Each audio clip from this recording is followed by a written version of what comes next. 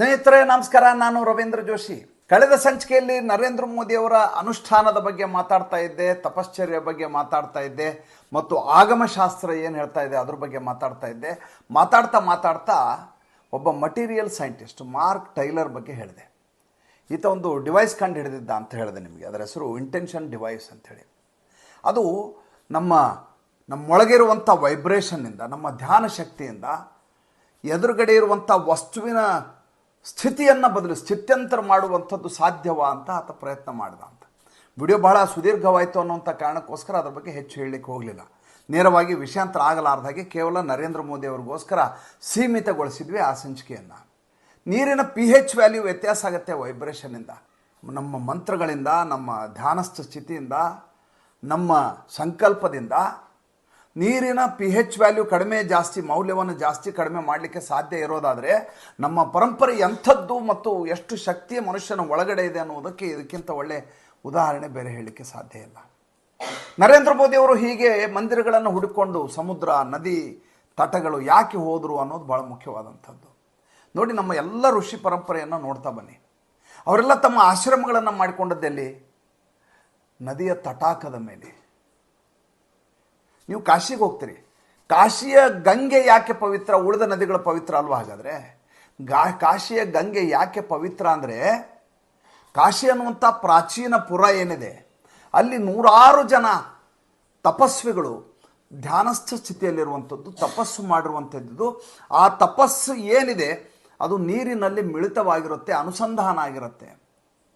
ಪ್ರತಿ ಬಾರಿಯೂ ಆ ನೀರನ್ನು ಅವರು ಸೋಕಿದ ಸಂದರ್ಭದಲ್ಲಿ, ಅವರು ಸ್ಪರ್ಶಿಸಿದ ಸಂದರ್ಭದಲ್ಲಿ ಆ ಜಲ ಏನಿದೆ ಅದು ಪಾವನಗೊಂಡಿರುತ್ತೆ. ಅದರಲ್ಲೊಂದು ಶಕ್ತಿ ಆವಿರ್ಭವಿಸಿರುತ್ತೆ ಆ ನೀರಿನ ಒಳಗಡೆ. ಆ ನೀರಿನೊಳಗಡೆ ನಾವು ಮೀತೀವಿ. ಅಂದರೆ ಆ ಋಷಿ, ಆ ಮುನಿ, ಆ ತಪಸ್ವಿ, ಆ ಸಾಧಕ ತನ್ನ ಸಾಧನೆಯ ಭಾಗವನ್ನು ಆ ನದಿಗೆ ಏನು ನೀಡಿದ್ದಾನೋ, ಧಾರೆ ಎರೆದಿದ್ದಾನೋ, ಆ ನದಿಯೊಳಗೆ ಅದೇನು ಮಿಳಿತವಾಗಿದೆಯೋ ಅದು ನಮಗೂ ಸಲ್ಲುತ್ತೆ. ಮಂತ್ರ ಹೇಳುವಾಗ ಪುರೋಹಿತರು ಪಕ್ಕದಲ್ಲಿ ಕೂತವ್ರಿಗೆ ಮಮ ಅನ್ನುವಂತಾರೆ. ನಮ್ಮ ಮಂತ್ರೋಚ್ಚಾರಣೆ ಸರಿ ಇರೋದಿಲ್ಲ ಅನ್ನುವಂಥ ಕಾರಣಕ್ಕೂ ಅಪಸುಪ್ಪದ್ದು ಹೇಳಬಾರ್ದು. ಹೃಸ್ವ, ದೀರ್ಘ, ಅಲ್ಪ ಪ್ರಾಣ, ಮಹಾಪ್ರಾಣ ಏನು ಗೊತ್ತಿರೋದಿಲ್ಲ, ಹೇಳೋದು ಬರಲ್ಲ, ಅದರ ಅರ್ಥನೂ ಆಗ್ತಿರಲ್ಲ ನಮಗೆ.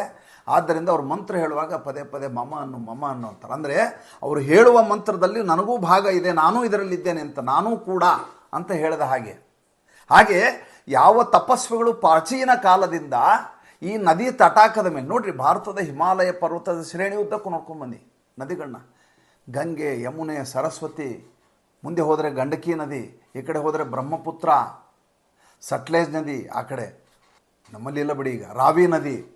ಈ ಎಲ್ಲ ನದಿಗಳು ಯಾಕೆ ಪವಿತ್ರ ಆಗ್ತವೆ ಅಂತಂದರೆ, ಎಲ್ಲ ನಮ್ಮ ನಾಗರಿಕತೆ ಯಾವತ್ತು ಬಂತೋ, ಯಾವ ನಮ್ಮ ಪರಂಪರೆ ಬೆಳ್ಕೊಂತ ಬಂತೋ, ಆವಾಗ ನಮ್ಮ ಯೋಗಿಗಳು, ನಮ್ಮ ಮಹಾತ್ಮರೆಲ್ಲ ಅಲ್ಲಿ ಕುತ್ಕೊಂಡು ತಪಸ್ಸನ್ನು ಮಾಡಿರ್ತಾರೆ ಮತ್ತು ದೇವರನ್ನು ಸಾಕ್ಷಾತ್ಕಾರಗೊಳಿಸ್ಕೊಂಡಿರ್ತಾರೆ ಮತ್ತು ಆ ನೀರಿಗೆ ಸೋಕಿರ್ತಾರೆ, ಸ್ನಾನ ಮಾಡಿರ್ತಾರೆ, ಮಿಂದಿರ್ತಾರೆ ಆ ನೀರಲ್ಲಿ. ಅದು ನಮಗೆ ಅದರ ಲಾಭ ಸಿಗತ್ತೆ ಅನ್ನುವಂಥ ಕಾರಣಕ್ಕೋಸ್ಕರ ನಾವು ಅಲ್ಲಿ ಹೋಗ್ತೀವಿ ಮತ್ತು ಅದೇ ಕಾರಣಕ್ಕೆ ಇದು ಪವಿತ್ರ ಅಂತ ನಾವು ಭಾವಿಸ್ತೀವಿ. ಇದು ಕೇವಲ ಭಾವಿಸುವುದು ಮಾತ್ರ ಅಲ್ಲ, ಇರುವುದು, ವಾಸ್ತವವಾಗಿರುವುದು. ಈಗ ಸರಿಯೂ ನದಿ ತಟಾಕದಲ್ಲಿ ಆಗ್ತಾ ಇರುವಂಥ ಮಂದಿರ ಇದು, ಆಗಿರುವಂಥ ಮಂದಿರ. ಇಲ್ಲಿ ರಾಮ ಜನ್ಮಭೂಮಿಯಲ್ಲೇ ಯಾಕೆ ಮಾಡಬೇಕು ಅಂತ ಸಿದ್ದರಾಮಯ್ಯ ಅವರು ಕೇಳಿದ್ರು. ಇಲ್ಲ, ನಮ್ಮಲ್ಲಿ ಸಿದ್ದರಾಮಯ್ಯನ ಹುಂಡಿನಲ್ಲಿ ಮಾಡೋಕ್ಕಾಗಲ್ವ ಅಂತ. ಹೌದು, ಸಿದ್ದರಾಮಯ್ಯನ ಹುಂಡಿನಲ್ಲೂ ಮಂದಿರ ಮಾಡ್ಬೋದು. ಅಲ್ಲಿಯೂ ಶ್ರೀರಾಮ ಇದ್ದಾನೆ. ಹನುಮನ ತಲೆಗೆ ಮೊಟಕಿದ ಅಂತ ಒಂದು ಸಣ್ಣವರಿದ್ದ ಕಥೆ ಇತ್ತು. ಹನುಮಂತ ಎಲ್ಲ ಕಡೆ ರಾಮನ ಧ್ಯಾನ ಮಾಡಬೇಕು ಮಾಡಬಾರ್ದು ಅಂತ ಒಂದು ಸಲ ಆಲೋಚನೆ ಮಾಡಿಬಿಡ್ತಾನೆ. ಅವಾಗ ತಲೆಗೆ ಗುತ್ತನಂತೆ ರಾಮ, ನಾನು ಎಲ್ಲ ಕಡೆ ಇದ್ದೀನಿ, ಆ ಜಾಗದಲ್ಲಿ ಮಾಡಲಿ, ಈ ಜಾಗದಲ್ಲಿ ಮಾಡಬೇಡ ಅಂತ ಎಲ್ಲೂ ಹೇಳೋ ಪ್ರಶ್ನೆನೇ ಬರೋದಿಲ್ಲ ಅಂತನಂತೆ. ಯಾವ ಒಂದು ಸ್ಥಳದಲ್ಲಿ ಜನ್ಮಿಸಿದ್ದಾರೋ ಶ್ರೀರಾಮಚಂದ್ರ, ಆ ಜಾಗಕ್ಕೆ ವಿಶೇಷವಾದಂಥ ಶಕ್ತಿ ಇರುತ್ತೆ. ಸರಿಯೂ ನದಿ ದಂಡೆ ಆಗಿರುತ್ತೆ. ಆ ಸರಿಯೂ ನದಿಯ ತಟಾಕದಲ್ಲಿ ಎಷ್ಟೋ ಜನ ಋಷಿ ಮುನಿಗಳು ಮಿಂದಿರ್ತಾರೆ. ವಶಿಷ್ಠ ಮುನಿಗಳು ಬಂದು ಹೋಗಿರುವಂಥ ಜಾಗ, ಇದ್ದಂಥ ಜಾಗ, ಆಶ್ರಮ ಮಾಡಿಕೊಂಡಿರುವಂಥ ಜಾಗ. ಆ ಕಾರಣಕ್ಕೆ ಅದಕ್ಕೆ ವಿಶೇಷವಾದಂಥ ಪ್ರಾಧಾನ್ಯತೆ ಇರುತ್ತೆ. ನಮ್ಮವ್ರಿಗೆ ಇದು ಲೌಕಿಕವಾಗಿ ಆಲೋಚನೆ ಮಾಡೋರಿಗೆ ಇದು ವಿಶೇಷ ಅನಿಸೋದೇ ಇಲ್ಲ. ಎಲ್ಲಿ ಬೇಕಾದ್ರೂ ಮಾಡ್ಬೋದಲ್ಲ, ಇಲ್ಲೇ ಯಾಕೆ ಮಾಡಬೇಕು ಅಂತ ಅವ್ರು ಕೇಳ್ತಾರೆ. ಇನ್ನು ಈ ದೇವಸ್ಥಾನಕ್ಕೆ ಯಾಕೆ ಹೋಗಬೇಕು? ಅಲ್ಲಿ ಅಂಥದ್ದೊಂದು ಶಕ್ತಿ ಪ್ರವಹಿಸ್ತಾ ಇರ್ತದೆ ಅಲ್ಲಿ. ಆದ್ದರಿಂದ ಆ ಜಾಗಕ್ಕೆ ಹೋದಾಗ ನಮ್ಗೆ ಇನ್ನಿಲ್ಲದ ಹಾಗೆ ನೆಮ್ಮದಿ, ಶಾಂತಿ, ಸಮಾಧಾನ ದೊರಕತ್ತೆ. ನಮ್ಗೆ ಯಾಕೆ ಅಯೋಧ್ಯೆ ಸೆಳೆಯುತ್ತೆ? ಭಾಳ ಅದ್ಭುತವಾದಂಥ ಬಿಲ್ಡಿಂಗ್ ಕಟ್ಟಿದ್ದಾರೆ ಅನ್ನೋದಲ್ಲ. ನೀವು ದುಬೈಗೆ ಹೋದರೆ ಇದರಂಥ 100 ಪಟ್ಟು ದೊಡ್ಡ ಬಿಲ್ಡಿಂಗ್, ಆರ್ಕಿಟೆಕ್ಚರ್ ಮಾರ್ವೆಲ್ಸ್ ಇದಾವೆ. ವಾಸ್ತುಶಿಲ್ಪದ ವಿಶೇಷತ್ವದಲ್ಲಿ ವಿಶೇಷವಾದಂಥ ಕಟ್ಟಡಗಳಿದ್ದಾವೆ. ಅಲ್ಲಿ ಯಾಕೆ ನಮಗೆ ಶಾಂತಿ, ನೆಮ್ಮದಿ ಸಿಗೋದಿಲ್ಲ? ಇಲ್ಲಿ ಅಯೋಧ್ಯೆಗೆ ಬಂದರೆ ಯಾಕೆ ಸಿಗತ್ತೆ? ಸರಿ, ರಾಮ ಮಂದಿರಕ್ಕೆ ಯಾಕೆ ಹೋಗಬೇಕು? ಹೊಡೆದಾಡಿಕೊಂಡು ಬಡದಾಡಿಕೊಂಡು ಟ್ರೈನ್ ಹಿಡ್ಕೊಂಡು ಕಷ್ಟಪಟ್ಟು ಕ್ಯೂನಲ್ಲಿ ನಿಂತ್ಕೊಂಡು ತಿರುಪತಿಗೆ ಹೋಗಿ ಭೇಟಿ ಯಾಕೆ ಬಾಲಾಜಿ ದರ್ಶನ ಮಾಡಬೇಕು? ಅಷ್ಟೆಲ್ಲ ಕಷ್ಟಪಟ್ಟು ಸೆಕೆ ಯಾಕೆ? ಏಕೆಂದರೆ ಅಲ್ಲಿ ಆ ಭೂಮಿಗೆ, ಆ ಜಾಗಕ್ಕೆ ಅಂಥದ್ದೊಂದು ತಾಕತ್ತಿರುತ್ತೆ. ನಮ್ಮೊಳಗೆ ಕಂಪನವನ್ನು ಉಂಟು ಮಾಡಬಲ್ಲಂಥ, ನಮ್ಮನ್ನು ಇನ್ನಿಲ್ಲದ ಹಾಗೆ ನಮ್ಮೊಳಗೆ ಶಕ್ತಿ ಪ್ರವಹಿಸಬಲ್ಲಂಥ, ನಮ್ಮಲ್ಲೊಂದು ಸಕಾರಾತ್ಮಕವಾದಂಥ ಚಿಂತನೆ ಉದ್ಭವಿಸಲಿಕ್ಕೆ ಕಾರಣ ಆಗುವಂಥ, ನಮ್ಮನ್ನು ಜೀವನ್ಮುಖಿಯಾಗಿಸುವಂಥ, ನಮ್ಮನ್ನು ಪರಮಾತ್ಮನೆಡೆಗೆ ಸೆಳೆಯಬಲ್ಲಂಥ ಒಂದು ಶಕ್ತಿ ಅಲ್ಲಿರ್ತದೆ. ಆದ್ದರಿಂದ ನಾವು ಅಲ್ಲಿಗೆ ಹೋಗ್ತೀವಿ. ಇಲ್ಲದೆ ಹೋದರೆ ಯಾರು ಹುಡುಕೊಂಡು ಹೋಗಬೇಕಾದಂಥ ಅಗತ್ಯವೇ ಇರಲಿಲ್ಲ. ಕಾಶಿಗೆ ಮತ್ತೆ ಪದೇ ಪದೇ ಪದೇ ಪದೇ ಹೋಗಬೇಕು ಅನಿಸೋದು ಇದೇ ಕಾರಣಕ್ಕೆ. ಕೇವಲ ಕಾಶಿ ವಿಶ್ವನಾಥ ಕಾರಿಡಾರ್ ಭಾಳ ಜೋರಾಗಿ ಮಾಡಿದ್ದಾರೆ, ಸಾವಿರಾರು ಕೋಟಿ ಹಾಕಿದ್ದಾರೆ, ಅದು ಐಹಿಕ ಪ್ರಪಂಚ ನೋಡಲಿಕ್ಕೆ. ಅದರ ಒಳಗಡೆ ಇರುವಂಥ ಕಾಶಿ ವಿಶ್ವನಾಥ ಲಿಂಗದ ಸ್ಪರ್ಶ ಇದೆಯಲ್ಲ, ಆ ಸ್ಪರ್ಶದಲ್ಲಿ ಸಿಗುವಂಥ ಒಂದು ಅನಿರ್ವಚನೀಯವಾದಂಥ ಆನಂದ ಇದೆಯಲ್ಲ, ಅದು ಜಗತ್ತಿನಲ್ಲಿ ಯಾವ ಶಬ್ದದಲ್ಲಿಯೂ ಹೇಳಲಿಕ್ಕೆ ಸಾಧ್ಯ ಇರಲಾರ್ದಂಥದ್ದು. ಅಯೋಧ್ಯೆ ನಮ್ಮನ್ನು ಸೆಳೀತಾ ಇರುವಂಥದ್ದು ಆ ಕಾರಣಕ್ಕೆ. ಅಲ್ಲಿ ಹೋದಾಗ ನಮಗೆ ಸಾಕ್ಷಾತ್ಕಾರ ಆಗ್ತಾನಲ್ಲ ಶ್ರೀರಾಮಚಂದ್ರ, ಅದರ ವಿಶೇಷತೆಯೇ ಬೇರೆ. ನರೇಂದ್ರ ಮೋದಿ ಅಂಥದ್ದೊಂದು 500 ವರ್ಷಗಳ ಹೋರಾಟಕ್ಕೆ ಒಂದು ತಾರ್ಕಿಕವಾದ ಅಂತ್ಯ ದೊರೆಯುವ ಹಾಗೆ ಮಾಡಿದರು. ಮತ್ತು ಅಲ್ಲಿ ಪ್ರಾಣ ಪ್ರತಿಷ್ಠೆಯನ್ನು ನಮ್ಮ ಭಾರತ ದೇಶದ ಪರಂಪರೆಗೆ ಅನುಗುಣವಾಗಿ ಆಗಮಶಾಸ್ತ್ರದ ಮೂಲಕ ಮತ್ತು ಈ ಶಕ್ತಿ ಇಡೀ ದೇಶದಾದ್ಯಂತ ಆಧ್ಯಾತ್ಮಿಕವಾದಂಥ ಒಂದು ಪುನರುತ್ಥಾನ ಆಗಬೇಕು ಅನ್ನುವಂಥ ಸಂಕಲ್ಪದಲ್ಲಿ ಮಾಡಿರುವಂಥದ್ದು. ಕೇವಲ ಅಯೋಧ್ಯೆಗೆ ಸೀಮಿತ ಆಗಿದ್ದಲ್ಲ ಇದು, ಅಥವಾ ಕೇವಲ ಉತ್ತರ ಪ್ರದೇಶಕ್ಕೆ ಸೀಮಿತ ಆಗಿದ್ದಲ್ಲ.